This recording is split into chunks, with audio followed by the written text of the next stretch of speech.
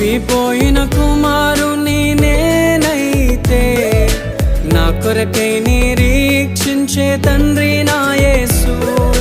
తప్పిపోయిన కుమారుని నేనైతే, నా కొరకై నిరీక్షించే తండ్రి నా